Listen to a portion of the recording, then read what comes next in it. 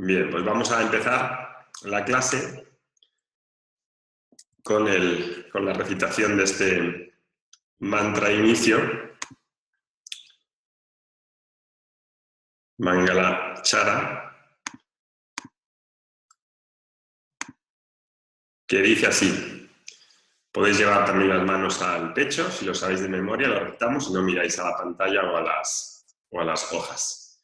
Dice, Vasudevendra Yogindram Natva Jnana Pradam Gurum Mumukchunan Hitarthaya Tattva Bodho Vidhiyate. Bien, pues este es el comienzo. Luego lo repasaremos un poco para ver cómo va la melodía, cómo va el aprendizaje que vais haciendo del mantra inicial. Y luego al final de la clase lo repasamos juntos. Bien, pues como habíamos visto, en este propio inicio, en este propio Mangalasloka, ya se van a ver los 4 temas de los que consta este libro, ¿verdad? Y que es lo que vamos a ver hoy, que se llama el Anubandha Chatustaya. El Anubandha Chatustaya, un segundito, que lo ponga aquí. Dame un segundo que ajuste la pantalla.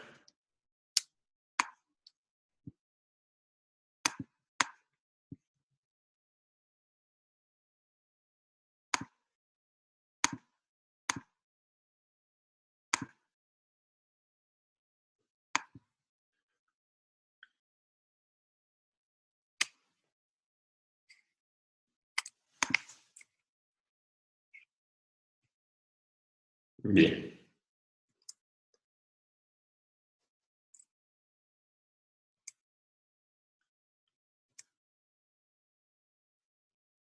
Dame un segundo que no tengo algún problema con el ordenador y va un poquito lento.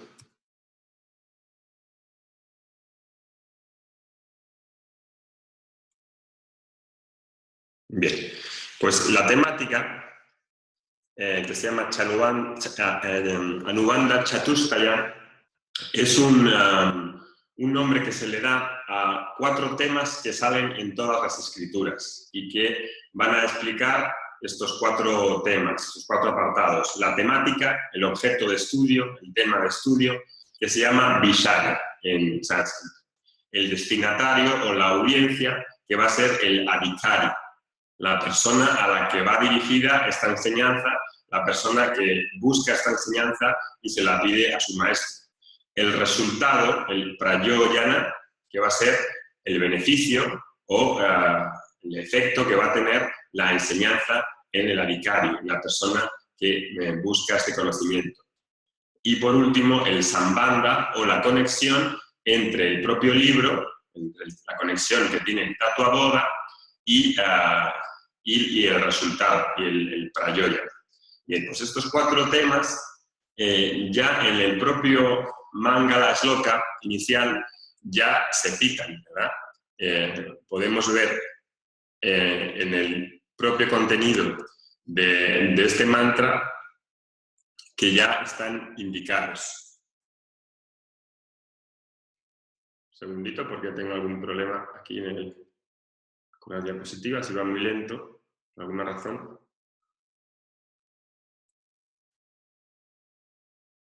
Bien, cuando estas 4 temáticas se presentan ya en el mismo verso inicial y como vamos a ver en el Sutra 1, que vamos a ver hoy, pues vemos ya lo que nos va a adelantar el autor, ¿verdad? ¿Cuáles son los 4 temas?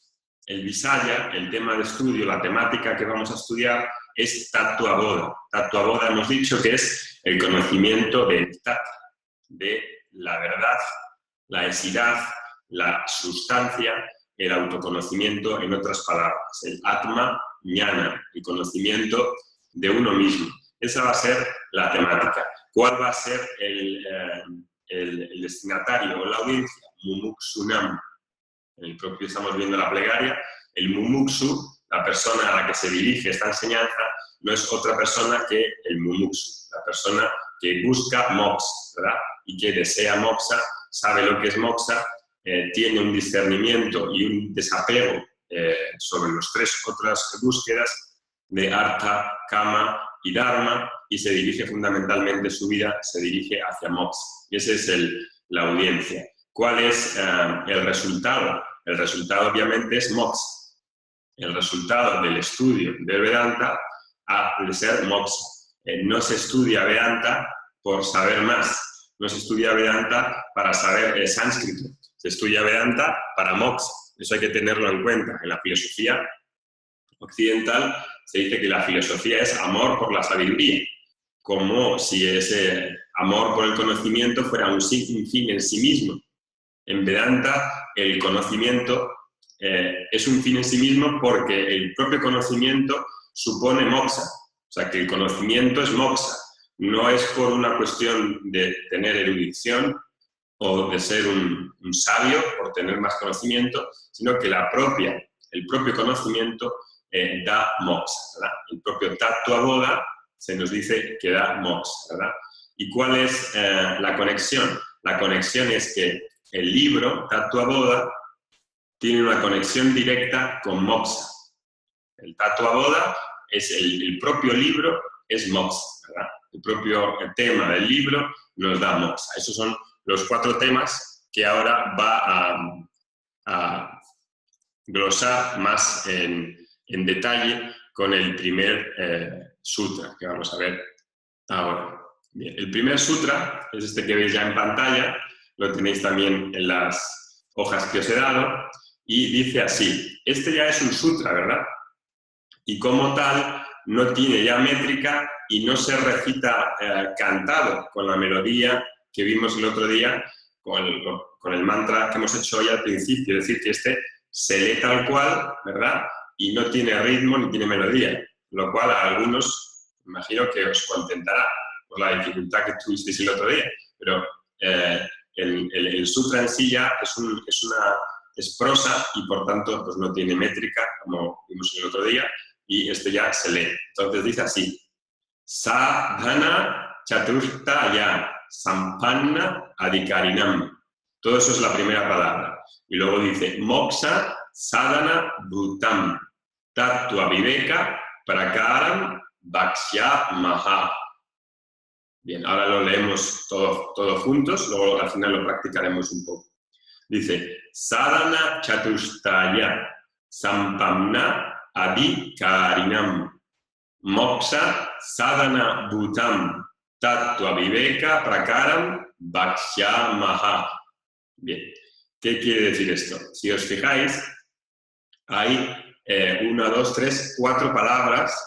Cuando he puesto guiones, lo he puesto para que os facilite la visión de cada palabra por separado. Pero en el original no hay guiones. Yo lo he puesto para que lo veáis. En sánscrito es muy habitual hacer compuestos que pueden expresar conceptos muy abstractos. Es un lenguaje que facilita la dialéctica, que facilita el lenguaje abstracto filosófico, porque se crean multitud de palabras nuevas, incluso podríamos decir inventadas. Uno puede fabricar muchas palabras para expresar nuevos conceptos.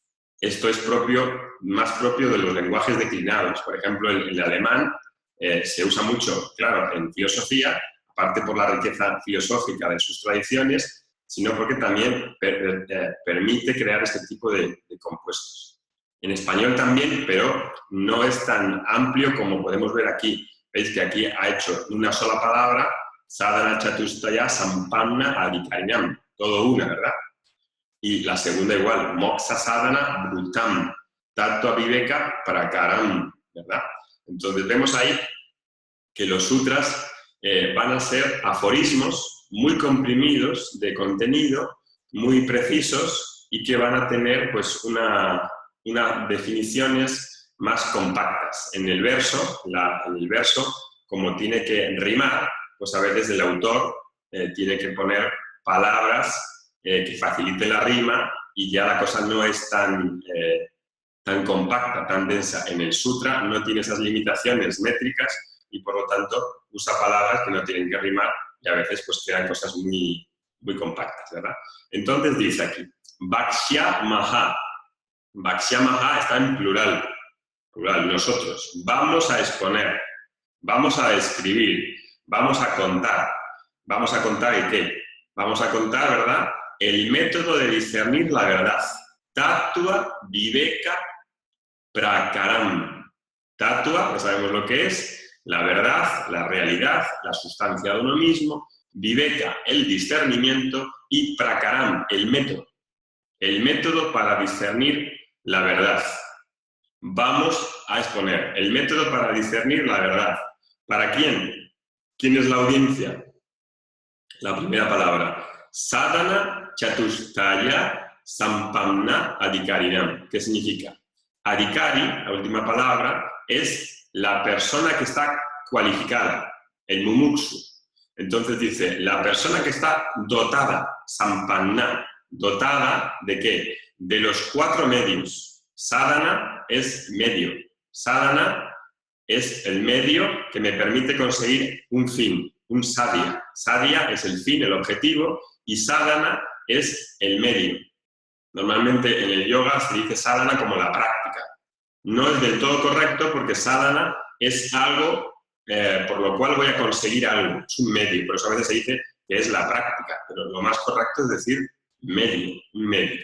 Entonces, los 4 medios, este adhikari, este mumuksu, esta persona que está cualificada, está dotado de los 4 sadhanas que vamos a exponer en la clase de hoy, ¿verdad?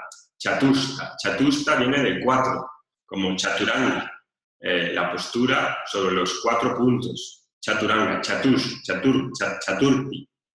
Chaturti Veda, los 4 Vedas. Entonces, vamos a exponer para este adhikari, para estas personas capacitadas con los 4 medios, el método de discernir la verdad, que lleva a la liberación. Es decir, que el resultado, el prayoyana, es moksha sadhana bhutam. Fijaros qué interesante.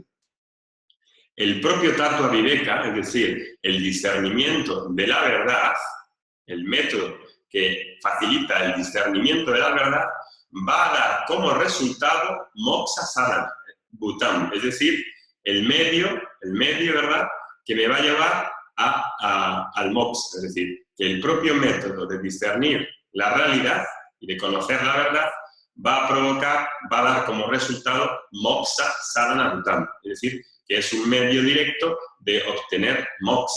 Fijaros aquí ya qué radicalidad y con qué capacidad de síntesis plantea los 4 temas que hemos visto que han de describir toda escritura shruti o smriti, ¿verdad? Entonces, aquí conviene resaltar que el discernimiento de la realidad, este tattva viveka, nos va a dar moksha sadhana bhutam, y siempre que la persona a la que se dirige esté preparada, tenga las calificaciones o esté dotado de estas calificaciones que me va a hablar ahora, ¿verdad? Aquí resumiendo estas 4 temáticas, vemos que la temática tattva viveka prakaranam, el método es un método en el que me va a enseñar a discernir sobre la verdad, sobre la realidad, es decir, sobre uno mismo. Y el destinatario, el que está dotado de estos 4 medios, de estas 4, digamos, sadhanas, que nos la va a explicar ahora. Lo bueno que tiene este tattva boda es que va a ir poco a poco revelando y mostrando cada cosa. Como es un diálogo, nos va a ir diciendo, bueno, dime ahora en qué consiste este tattva viveka, y lo va a ir explicando. Y luego, ¿en qué consisten los 4 requisitos? Y lo va a ir explicando. ¿Cuál es el resultado? Va a ir desglosando y glosando todo lo que va diciendo de una manera muy sistemática. El resultado, moksha sadhana bhutam. Y la conexión que tattva boda, que el discernimiento de la realidad, produce moksha. Ese es el resultado. Bien, entonces vamos a ir viendo paso por paso. Tattva Viveka Prakaranam, es decir, la temática. La temática que trata el Vedanta es sobre uno mismo, sobre el Atma. Dijimos que Atma no es otra cosa que el ser, que el sí mismo. Cuando traducimos Atma, a la hora de traducirlo al castellano, las traducciones normalmente las sacan del inglés.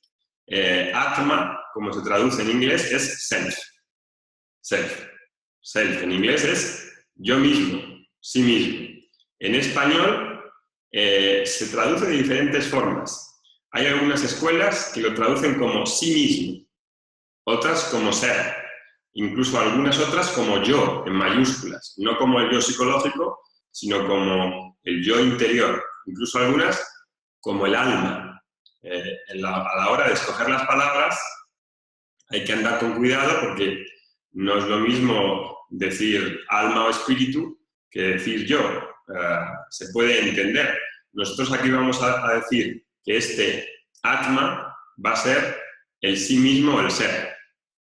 Pero podríamos usar las otras. En realidad pueden hacer referencia a lo mismo, pero hay que explicar bien luego qué es cada cosa ya en nuestro idioma, porque hay una distancia entre la palabra sánscrita que a lo mejor no tiene una traducción exacta con el español, ni siquiera con el inglés. Y algunas palabras no van a ser posible traducirlas y vamos a tener que emplear ejemplos. Entonces, la temática es este tattva, que dijimos el otro día que se descomponía en dos palabras. Tat, como la verdad, la esidad, la sustancia, y tua, que lo hace este tat, ese eso, un nombre abstracto. Dijimos también que eso es en realidad el conocimiento, ¿verdad?, de la realidad, de mí mismo, de uno mismo, es decir, del Atma. La temática del Atma, del Tattva Bodha, es Atmañanam o Atma Bodha, es decir, el conocimiento del ser, el conocimiento de uno mismo, el conocimiento de lo que soy yo mismo, self, yo mismo. Por eso dice mi amigo, Atma es el Menda, es decir, la persona que es uno mismo, no tiene más. El yo, también podemos decir perfectamente el yo. Bien, pero no el yo psicológico, yo mental, sino el yo en su esencia, en su naturaleza.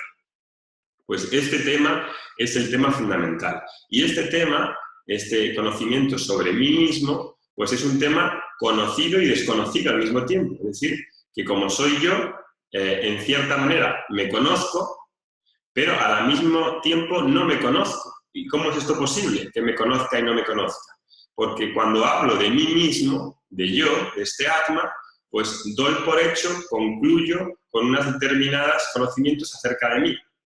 Puedo decir, pues soy el cuerpo, soy mis emociones, soy la persona con atributos sociales, de género, atributos físicos, soy alto, soy rubio, soy moreno, pertenezco a esta clase social. Es decir, que el Atma, en cierto modo, lo conozco, no es algo completamente desconocido. Esta temática no trata, por ejemplo, de algo desconocido como un agujero negro.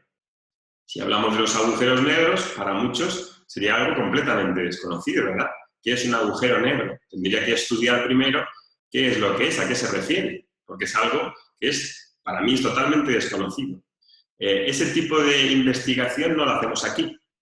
Aquí estamos hablando de algo que ya conozco, pero que lo tomo por otra cosa. Es decir, que lo confundo o que por error lo tomo por algo que no es. Pero aún así lo conozco porque soy yo. Es decir, que el Atma no es algo totalmente desconocido, no es un agujero negro, no es un tema que desconozco, es algo que soy yo. Y este yo, pues tengo unas conclusiones acerca de él. Y digo, pues soy mortal, estoy triste, estoy contento, tomo los atributos del cuerpo, de la mente y los sentidos. Como vimos en la clase de Introducción al Vedanta, la percepción y la experiencia directa a través de la percepción, a través de los 5 sentidos, es un medio de conocimiento adecuado, pero no es adecuado para el conocimiento de sí mismo. ¿Por qué vimos? Porque la experiencia directa a través de los sentidos revela cosas que están en el campo de conocimiento de esos sentidos, pero dijimos que en sí mismo no puede ser un objeto de conocimiento de los órganos de los sentidos. ¿Por qué? Pues porque precisamente es el sujeto. No es un objeto en el mundo y no se puede objetivar. Con lo cual, mediante los sentidos no puedo conocerlo, porque están limitados y además pueden presentar errores, aunque la experiencia y la percepción sea correcta. Y pusimos el ejemplo, ¿verdad?, del Sol. El Sol nace por el oeste y se mete por el este, ¿verdad? Aunque la percepción es correcta, y la percepción me dice que veo nacer el Sol por un sitio y meterse por otro, la experiencia no miente, la experiencia es fiable en el sentido de que yo veo lo que ven mis ojos, los ojos no me mienten, sin embargo sé que eso no es así. Y como estas experiencias hay muchas. El cielo azul no es azul en realidad. Cuando meto un bolígrafo en una taza con agua, parece que se dobla, pero no se dobla. Es decir, que las percepciones que tenemos a través de los sentidos, aunque se muestren y nos informen de una manera, digamos, correcta según los sentidos, pues luego sabemos que pueden ser cotejados con el conocimiento y verificarse que no son así, que no son, digamos, reales o correctas. Entonces, con el ser, con el Atma, pasa algo parecido. Doy por sentado que soy el cuerpo, que soy la mente, que soy los atributos de la mente, que soy los atributos de los sentidos, pero quizá sea una postura que no es correcta. Es decir, que la confusión que tengo sobre lo que soy, en realidad es natural. Es natural porque los instrumentos con los que tengo para conocerme son defectuosos. Es decir, que no pueden mostrarme la realidad tal y como se da, sino que lo que tengo son a veces representaciones o son apariencias o no son la realidad en sí misma. Con lo cual, la confusión es lícita, es legítima. Que esté confundido y concluya sobre lo que soy, tenga esta confusión de tomar a Atma por algo que no es normal. No es algo que me invente, no es algo subjetivo, pero es normal, es natural. Entonces, ¿por qué dice Tattva Viveka? Viveka significa discernimiento. Discernimiento, ¿verdad?, supone quitar la paja, supone separar, supone que donde hay dos cosas mezcladas, donde hay confusión, las va a aclarar. Hay otra palabra para la investigación que se llama vichara. Aquí no dice tattva vichara. Si fuese el conocimiento de un agujero negro, entonces podría decir tattva vichara. Pero aquí dice viveka. Viveka prakarana. ¿Por qué dice viveka? Porque viveka va a suponer discernir con análisis estas realidades y las va a traer a colación para cotejarlas y a través del viveka discernir si una cosa es así o no es así, con un análisis. Haciendo un análisis del problema, pues vamos a llegar, ¿verdad?, a una verdad. Este viveka es muy importante porque se hace con el intelecto, ¿verdad? El viveka se hace con el intelecto. No necesita uno cerrar los ojos para hacer viveka. Viveka se hace viendo lo que es falaz, viendo lo que es verdadero, viendo lo que es la paja, separando la paja del trigo. Esta capacidad de separar, de abstraer y de conocer es propia del intelecto. Por eso usa esta palabra deliberadamente, viveka. Y dice que es prakaranam, es decir, que es un método. Es un método por el cual voy a poder discernir y separar claramente lo que es de lo que no es. Por eso es necesario este viveka y por eso vamos a emplear, ¿verdad?, el discernimiento con análisis para ver a este Atma. Eso es muy importante verlo porque este tattva viveka va a ser lo que va a dar moksha. El resultado de este tattva viveka va a dar moksha. Esto es fundamental entenderlo, es decir, que tattva viveka no va a ser una experiencia posterior a este análisis con discernimiento, sino que el propio discernimiento me va a hacer ver las cosas como son. Las cosas como son. Normalmente creemos que primero hay una teoría y luego una práctica. aquí el ver con los ojos, va a dar el propio moksha. Y por eso lo dice en el primer verso. Tattva vivekada moksha sadhana bhutam. Es el propio método para que me dé moksha, ¿verdad? No es una experiencia separada, no es algo que esté dislocado o que esté separado de moksha. Bien.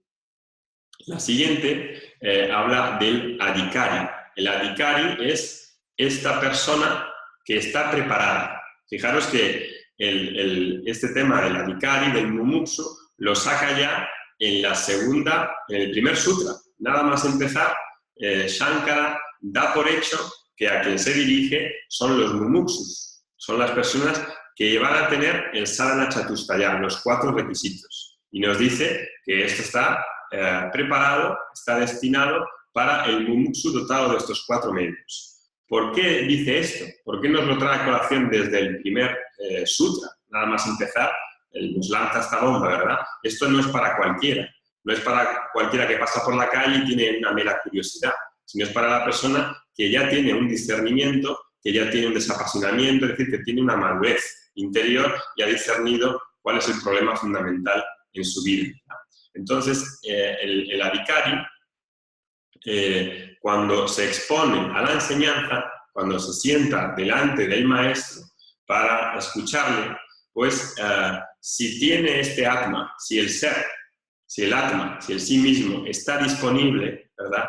Y hay un medio de conocimiento, que hemos visto ya en las clases anteriores, que es el pramana. Pramana es el medio de conocimiento que a través de la palabra del maestro puede revelar mi verdadera naturaleza, que está presente. Este atma no es una entidad abstracta que esté separada de mí, sino que soy yo mismo, ¿verdad? El atma está disponible, y está disponible todo el rato, y es autoevidente. No necesita, en realidad, de ningún pramana para hacerse evidente. Que yo exista es algo evidente para mí. Cuando el pramana, cuando el medio de conocimiento está alineado, uno lo escucha y está preparado, y su atma está ahí, entonces el conocimiento se ha de dar.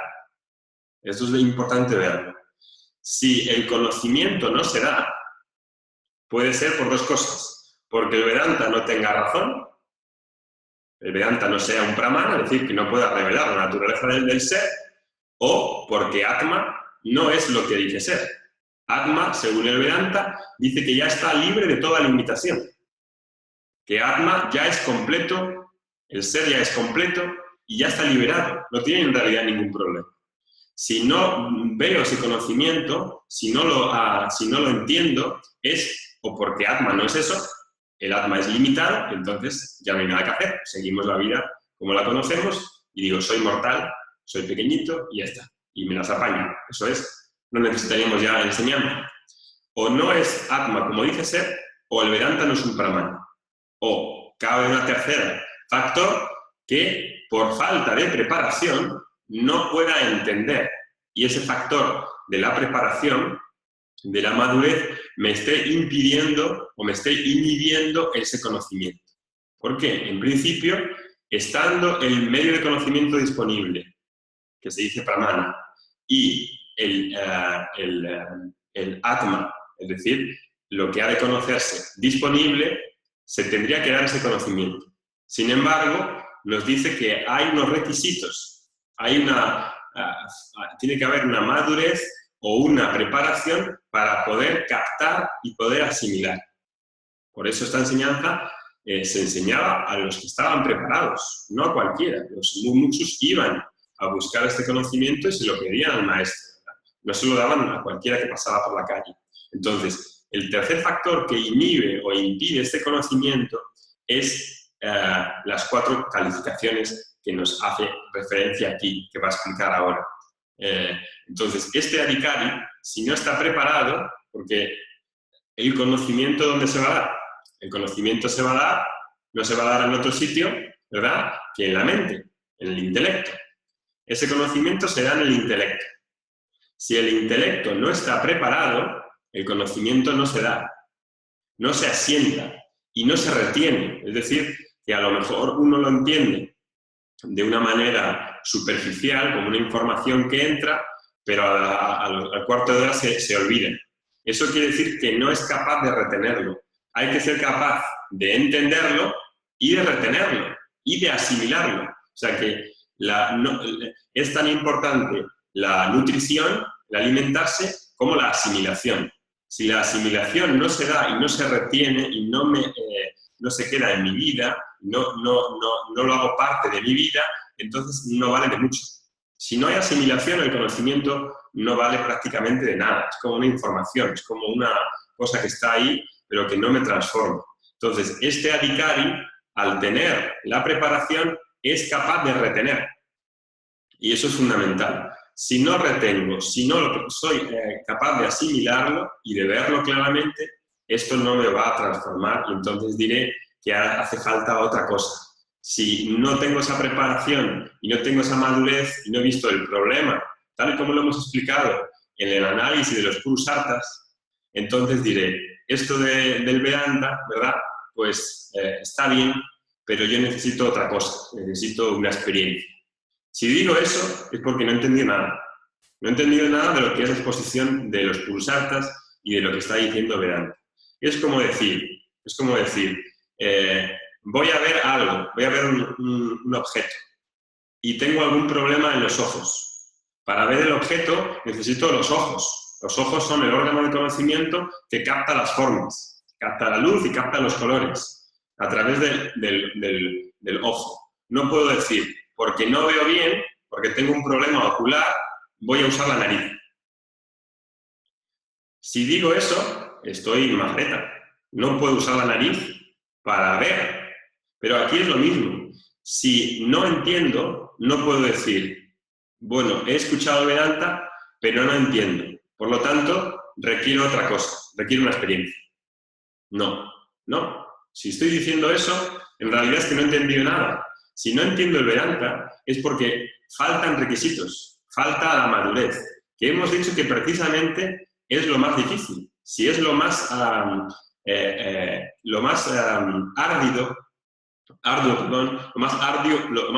es el trabajo que significa la conquista de estas calificaciones, que requiere esfuerzo y que requiere una vida de yoga, una vida de karma yoga. Y eso es en realidad como el 90% de la práctica efectiva preparatoria para el Vedanta. Por eso el Vedanta antes en realidad era una enseñanza casi secreta que se enseñaba a muy poca gente, porque debía suponer esa preparación, ¿verdad? Entonces, en nuestra vida de yoga, en nuestra vida de karma yoga, nuestro principal objetivo va a ser estos requisitos que vamos a explicar aquí y que ya comentamos inicialmente en las clases anteriores de la preparación del mumuksu, ¿verdad? Lo que sí hay que tener claro es que si uno no ve es porque falta preparación. No puede decir falazmente, no entiendo Vedanta, pues me dedico a hacer otra cosa, porque no funciona. Si no funciona es o porque el Vedanta no es un pramana, o porque Atma no es completo, o porque falta algo en mí, porque esta enseñanza ha funcionado en otros. Es una enseñanza quizá de las más antiguas, ¿verdad? La adaptación de los Vedas, la adaptación de los Upanishads, es algo muy antiguo que ha funcionado y que a muchos mumuksus les ha conducido a tener éxito. Si no funciona en mí, pues será porque quizá lo más humilde será presuponer que falta algo de preparación en mí y no descartar el Vedanta porque no lo entienda o no lo asimile. Bien, pues la cuádruple calificación es lo que va a llamar Shankara Sadhana Chatushtaya. Sadhana, hemos dicho que es el medio, y Chatushtaya son el cuádruple medio, la cuádruple calificación. Eso es lo que vamos a ver. Entonces, la cuádruple calificación ya viene recogida en el siguiente verso, que lo vamos a leer. Dice el siguiente verso. Sadhana Chatushtayam Kim Nitya Anitya Vastu Vivekaha Ija Amutra Artaphala Boga Viragaha Sama Adi Sakka Sampatihi Mumukshutvam Cheti. Ahora vamos a leerlo juntos.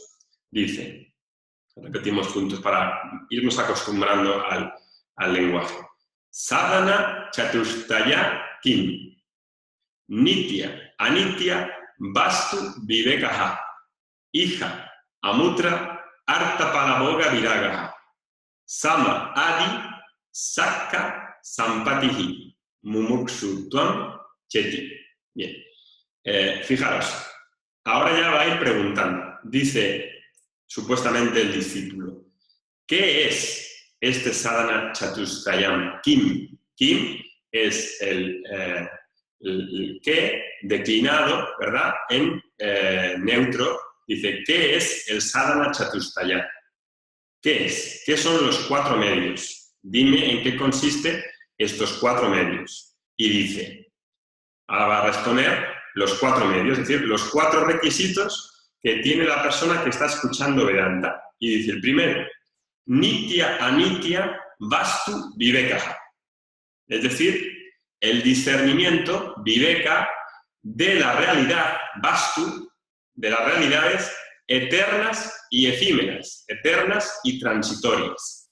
Primer requisito, es decir, tener un conocimiento claro de lo que es la diferencia entre lo eterno y lo efímero, entre lo permanente y lo temporal. Y esto lo vamos a explicar ahora.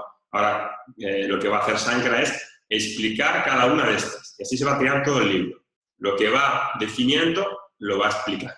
Entonces, primer requisito, un discernimiento entre lo que es nitya y lo que es anitya. Eterno, ¿verdad? Nitya, eterno, le ponemos la A por delante y se transforma la palabra contraria, anitya. Vastu, vastu puede ser la cosa, la realidad. Vivekaha, el discernimiento de la realidad eterna y de las realidades eternas y temporales o temporales. Y dice, segundo requisito, Ija Amutra Artapalaboga Viragaha. Es una única palabra, toda unida, ¿verdad? Pues dice Viragaha. Viragaha viene de 2 palabras, el prefijo vi y la palabra ragaha, que ya conocemos. ¿Qué es ragaha? Ragaha es el apego, el deseo vinculante. Ya lo hemos tratado suficiente en las anteriores clases. Es decir, el desapego. Hay 2 palabras para desapego. Esta, viragaha, o otra muy común que es vairagya. En los Yoga Sutras la nombran muy frecuentemente, vairagya. Viene de la misma raíz. Viraga es el desapego. ¿El desapego de qué? Dice, el desapego del disfrute de los resultados en este mundo y en el otro. Es decir, viragaha pala boga. Boga es el disfrute. Yoga es la disciplina, la unión, la concentración. Yoga es la disciplina y boga es el disfrute. También la vida ¿cómo se dice? Del mundo. Boga es como no solamente el disfrute, sino la vida de placeres. Entonces, el desapego sobre el disfrute de los resultados de qué? Dice, aquí, hija y amutra, en este mundo y en el otro. ¿Qué es en este mundo y en el otro?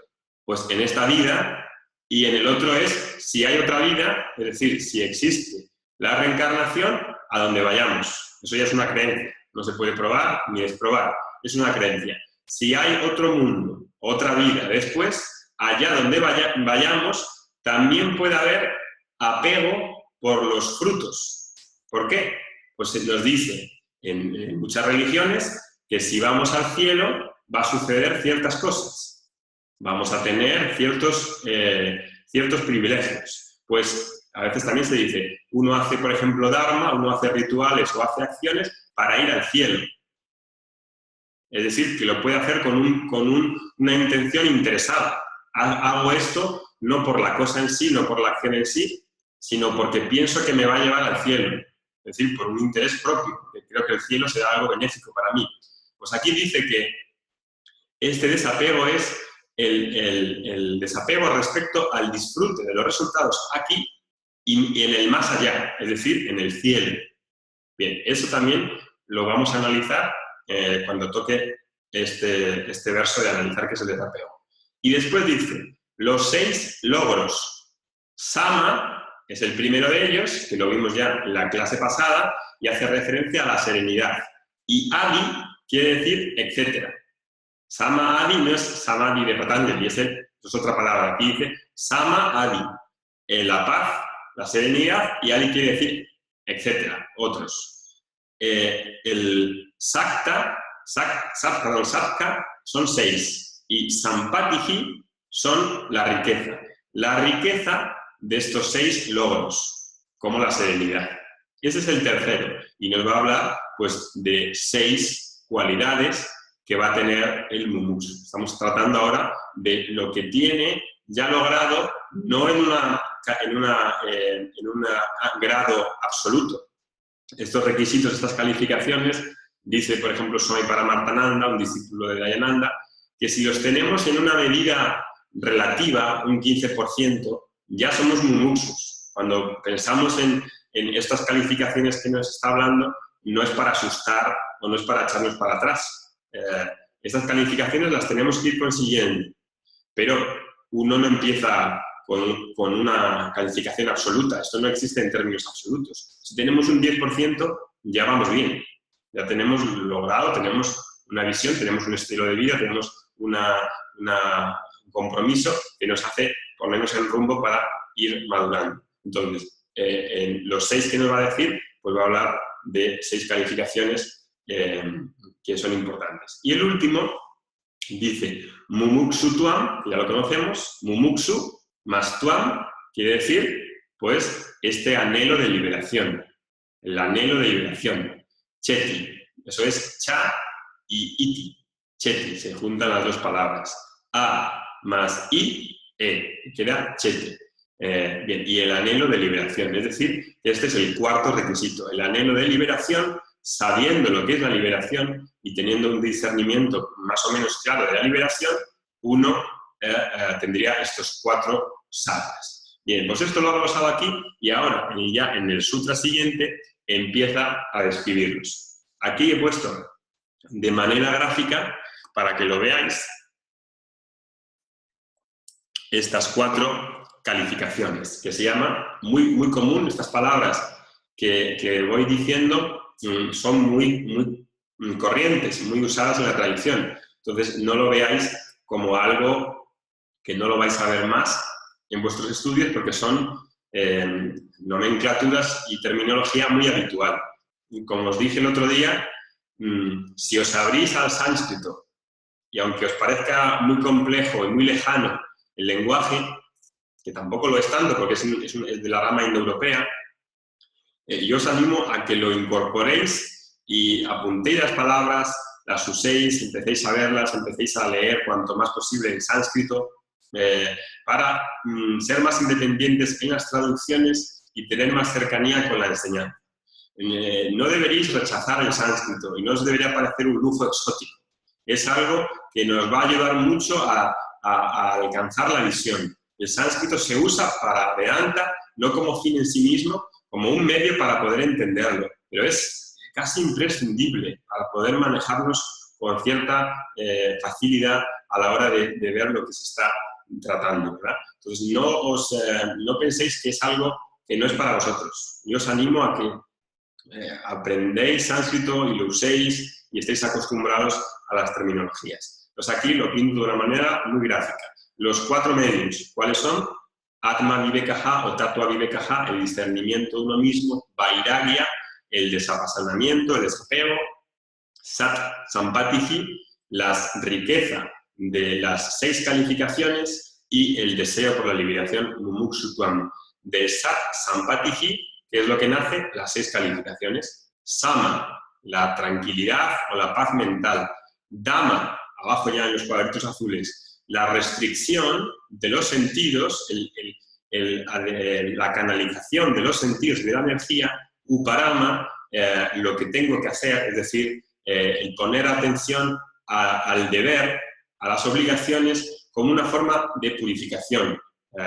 Hacer lo que uno tiene que hacer la vida moral atendiendo a las obligaciones de uno nos purifica y va a ser uno de los principales purificadores para crecer y para titixa, la resistencia, la capacidad de aguantar, la capacidad de aguantar los opuestos, del dolor, de conseguir resistencia física y mental.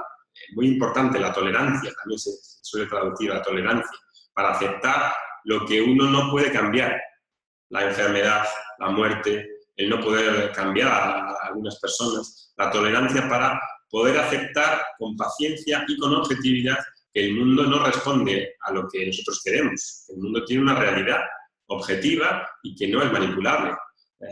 Shraddha, la confianza, la entrega en el medio que estamos usando, en este caso en las palabras de Vedanta. Uno, si no tiene confianza, si desde el principio es suspicaz sobre la enseñanza, pues eso no le va a dar conocimiento. Si uno es suspicaz y no tiene confianza, no va a tener ningún conocimiento, porque está pensando desde el principio en criticarlo, en sacarle defectos por todas partes. Si uno no tiene cierta entrega en las palabras de su maestro, pues no puede avanzar. Es como cuando vamos al médico. Si no tenemos confianza en el médico, ¿para qué vas? ¿Para qué vas? Pues aquí es lo mismo. Y samadhana es el enfoque o la capacidad de mantener un objetivo durante un tiempo prolongado. Para que surja efecto la exposición al Vedanta, pues uno tiene que escucharlo durante un tiempo largo para cubrir la gran parte de la enseñanza y luego pues, preguntar y asimilar. Es decir, que supone un estilo de vida, de yoga, ¿verdad? Y uno tiene que comprometerse para que eso dé frutos. Entonces necesita tiempo y no necesita cambiarse el sadhana cada 2x3 porque me atraiga otra cosa que haya pasado por mi camino. Pues este es el resumen del sadhana chatushtaya. Ahora ya en el siguiente sutra, el sutra 3, va a explicar pues cada uno de estos requisitos, ¿verdad? Y va a ir contando lo que es cada una de estas calificaciones. Entonces empieza por este sutra. Dice el sutra: Nitya, Anitya, Vastu, Vivekaha. Nitya, Vastu, Ekam, Brahma, Tat, Vyatiriktam, Sarvam, Anityam. Ayam Eva, Nitya, Nitya, Vastu, Vivekaha. Lo leemos tal cual, para que vayamos teniendo soltura sobre el sutra. Dice: Nitya, Anitya, Vastu, Vivekaha, Kaha. Nitya, Vastu Ekam, Brahma, Tat, Vyatiriktam, Sarvam, Anityam. Ayam Eva, Nitya, Nitya, Vastu, Vivekaha. Bien. Dice entonces, Kaha, aquí como está en masculino la palabra, lo declina el que como masculino. Kaha, ¿qué es? El discernimiento, viveka, entre las realidades eternas y las transitorias. ¿Qué es esto del discernimiento entre nitya y anitya? Y dice, nitya, vastu, ahí hay un sandhi que es vastu. Vastu es la realidad, la cosa, y ekam, que es uno. Como se juntan, vastu más la e, la u más la e, se convierte la u en v. Y por eso pone ahí vastuekam, porque la u, cuando la u va detrás una e, la siguiente palabra de ekam, se convierte la u en v. Y dice vastuekam. Nitya vastu ekam brahma, es decir, dice, el Brahman, el principio, la verdad de todo, es la única realidad eterna. Toma ya, toma a comenzar. La única realidad eterna es este Brahman. Y ahora dice, Tat Vyatiriktam, es decir, todo, Tat Vyatiriktam Sarvam Anityam, Sarvam es todo lo demás, Sarvam Tat, todo lo demás, todo lo que es diferente, es transitorio, es Anityam. tat vyatiriktam sarvan anitya. Todo lo demás es transitorio y la única realidad, única porque es ekam, es uno, es decir, que Brahma es uno, la realidad es una, este Brahman es uno, es la totalidad, esta es la única realidad y todo lo demás es transitorio. Dice, esto, ayam, esto es el discernimiento, vivekaha, ¿de qué? De nitya, anistya, vastu, de las realidades eternas y las transitorias. Bien, pues esta exposición que hace aquí es una exposición muy inicial, no nos dice mucho y no va a continuar con esta exposición, sino que lo va a dejar para más adelante. Aquí nos habla ya de Brahma, y Brahma lo va a tratar un poco más adelante cuando hable de Atma, y lo va a completar. Aquí nos ha dado como si un requisito para que este mumuksu ya sepa algo, pero no lo ha detallado, no lo ha glosado. Entonces nos dice algo, pero lo va a dejar para más adelante. Ahora, sí que tenemos que saber qué es esto, es muy importante, ¿verdad? Hemos visto por los Purusartas que en el análisis de nuestras búsquedas, de nuestras pulsiones, parten de que el ser humano es un ser consciente, es autoconsciente, se diferencia del animal en que tiene esta autoconciencia y libre albedrío que le hace capaz de elegir. Debido a esta autoconciencia y este sentido de verse a sí mismo en un grado muy completo, se ve limitado, nos vemos pequeños, nos vemos insignificantes, nos vemos no plenos. De ahí parte la búsqueda. Entonces, para solucionar ese problema, lo que hace el ser humano es ponerse en camino, en proyectos, a través de las acciones, de este deseo madre que nace de la incompletitud, que nace de un sentido de incompletitud. Por eso dice, la avidya, la ignorancia, la avidya sobre mí mismo me hace tener un sentido de incompletitud. Apurna tuam, purna es completo, tuam completitud, apurna tuam sentido de incompletitud.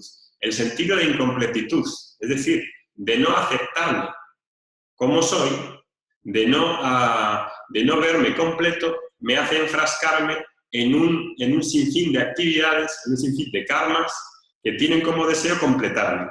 Y me busco ser completo, busco ser seguro y busco ser feliz a través de ¿qué? De la búsqueda de arta, de la seguridad, del poder, del dinero y del placer, de kama, a través de todas las búsquedas que hemos explicado anteriormente, incluso de dharma. Este purusa, ese análisis de los purusatas, está muy relacionado con esto. ¿Por qué? Porque este conocimiento no es un conocimiento, como decíamos, por tenerlo. Tiene que servir para la liberación. El mumuksu viene aquí para conocer, para liberarse. No viene para tener un conocimiento más y tenerlo ahí en la biblioteca. Viene para la liberación, busca la liberación. Entonces, a través del análisis del Purusarta, llega a la conclusión que no hay nada en el mundo a través de un cambio, a través de la acción y del esfuerzo, a través de un medio finito, que le pueda dar lo que busca. Lo que buscamos en nuestra más íntima realidad es la infinitud, la eternidad, el ser libres de limitación, el vernos completos y ser plenos. Eso es lo que estamos buscando todo el rato, pero lo buscamos de manera inadecuada, en buscas limitadas, a través de medios limitados y de fines limitados. Esa es la falacia del asunto. Si no vemos eso, no tenemos este requisito de discernimiento. Con lo cual, la solución que propone el Vedanta y que a raíz de verla no puede haber otra, porque no podemos emplear la acción para producir lo ilimitado. No podemos emplear la acción para producir lo finito. Si hay algo como una solución infinita, si ya soy infinito, pero no lo reconozco, tiene que ser algo que ya está y que no está separado de mí. Lo infinito no se puede producir, lo ilimitado no se puede producir.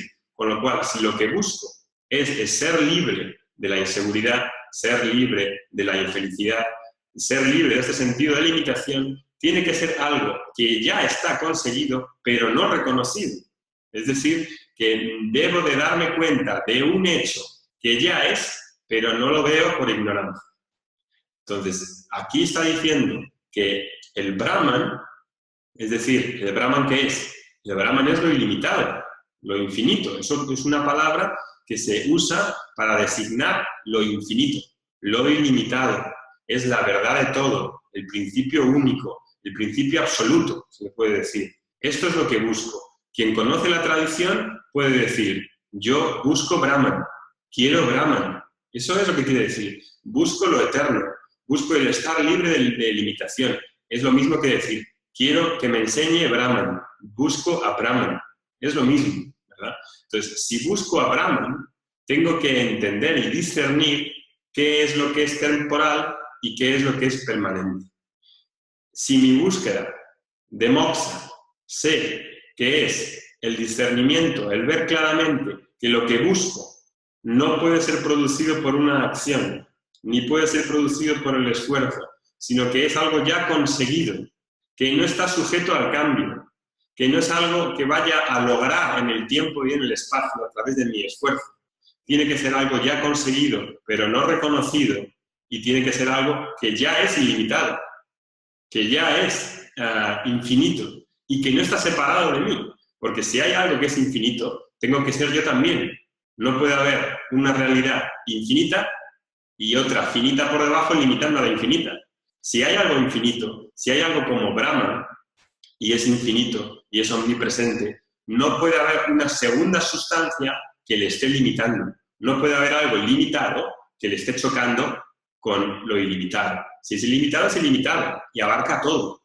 Con lo cual, tengo que ser yo mismo, no está separado de mí, y no es otra cosa que yo mismo, pero no lo veo. Necesito un medio de conocimiento que me enseñe a verlo y que me enseñe a reconocer la realidad tal y como es, a reconocer, más que conocer, es a reconocer lo que ya hay, lo que está ya delante de mis narices y no me doy cuenta.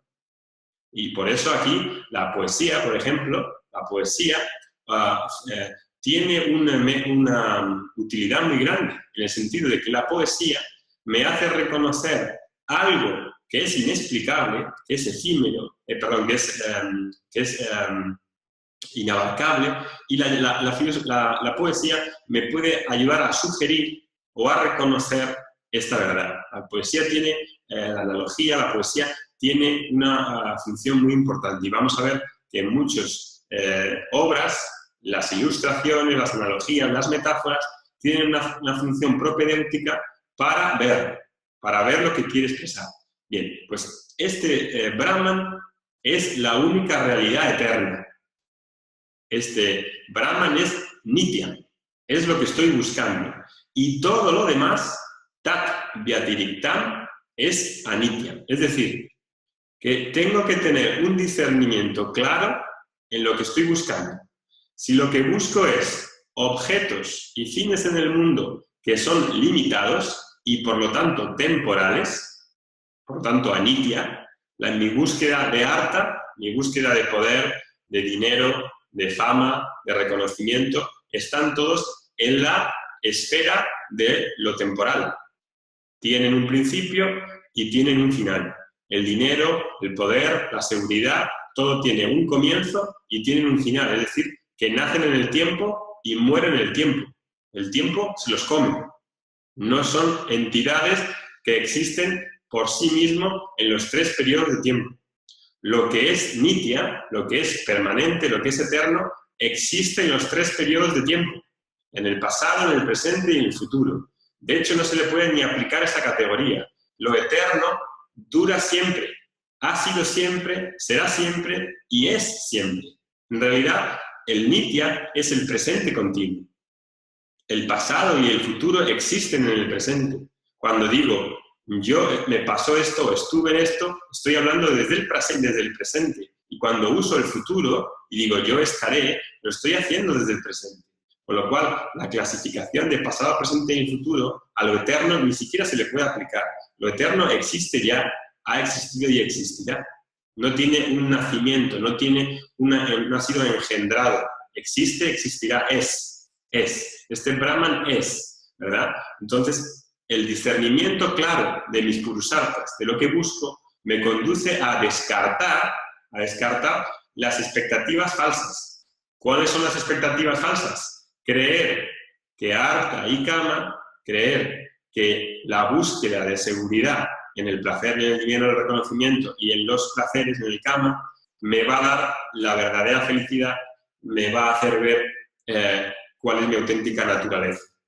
Es una falacia, es una expectativa errónea pensar que artha y kama me pueden dar felicidad y seguridad en la manera en que lo busco. Entonces, ¿en qué consiste este discernimiento? En discernir que son falsos y en dirigirme hacia lo verdadero, sabiendo que la búsqueda es de una naturaleza completamente diferente a la que hago normalmente. La búsqueda es algo de ya conseguido pero no realizado, no me he dado cuenta, no lo reconozco, ¿verdad? Y es algo que ya está. Ese Brahman ya está delante de mis narices y soy yo mismo. No, Brahman no es una cosa externa, soy yo mismo. No está separado de mí, es decir, que la solución está en mí y el problema está en mí. Y por eso necesito un método, un tattva viveka, para poder ver la realidad tal y como es. Eso es lo que nos está diciendo aquí con esta frase de que el Brahman es la única realidad eterna. Eterna y real, utiliza también la palabra realidad, porque sabemos que lo real, cuando usamos uso de la palabra real, tenemos que connotar una entidad que no tiene una existencia temporal. Lo real existe en sí mismo. Lo real es independiente para su existencia. Lo real tiene existencia y principio por sí mismo. Eso es lo real. Cuando analizo algo y digo, por ejemplo, en la vasija de barro, cuando digo la vasija es real, la vasija no existe por sí misma. La vasija necesita de un material para su existencia y ese material es el barro. El barro es el ser, es el Atman de la vasija. La vasija en realidad no es nada más que barro, pero tiene un nombre y una forma que tienen una utilidad en el mundo fenoménico, es decir, que la vasija me sirve a mí para beber agua. Pero la realidad de la vasija no es independiente del barro. De hecho, lo único que veo es barro. Cuando toco la vasija, toco el barro. Cuando peso la vasija, peso el peso del barro. Cuando mido la vasija, la medida es la medida del barro. Por lo tanto, la realidad de la vasija, como una entidad en el mundo, como un objeto en el mundo, no es otra cosa que el barro. El barro, como su naturaleza, como su esencia, no está separado de la vasija. No es otra cosa que la vasija. Fijaros, con este ejemplo muy simple, que nos permite ya ver mucho, que es igual que el hombre, ¿verdad? El barro no está separado, la causa material no está separado del objeto, no está separado de su efecto. La causa no está separada de su efecto, sino que es puro barro. Fijaros esto, porque creo que la vasija es una cosa independiente, real, temporal, pero al analizar el objeto, se ve que no es tan real como creía, sino que depende de algo para su existencia. Ese depender de algo se le da la palabra de maya o mitya. La creación es mitya, es decir, que tiene una naturaleza fenoménica, existencial, verdadera, pero no independiente en sí misma.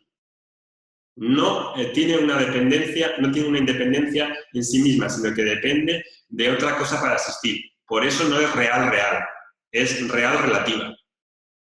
Y por lo tanto, ese objeto no me puede dar lo que quiero, en el sentido de que si ya lo extrapolo a la búsqueda del Brahman, no puedo buscar el Brahman, no puedo buscar lo ilimitado en algo que no existe por sí mismo y que depende de algo para existir, porque no es real. Es poner mi felicidad y mi seguridad en una cesta que se deshace, que no tiene existencia real. Mejor será centrar nuestras opciones y nuestras esperanzas en algo que es fuente de realidad, en algo que es existente por sí mismo, en algo que es la fuente, en algo que es eterno. Entonces, cuando busque esta felicidad, tendré que buscarlo en el sitio adecuado y no en los sitios erróneos de alta cama o dar, ¿verdad? Pues, bien, este tema lo va a continuar más adelante. Aquí no ha dicho mucho, lo ha introducido y lo vamos a ver un poquito más adelante. Lo vamos a dejar aquí y la siguiente clase empezamos analizando el desapego, las 6 cualidades que tiene el mumuksu y la última que es mumuksutuam, el deseo de liberación. Lo dejamos por lo tanto aquí y pasamos a las dudas que podáis tener de hoy.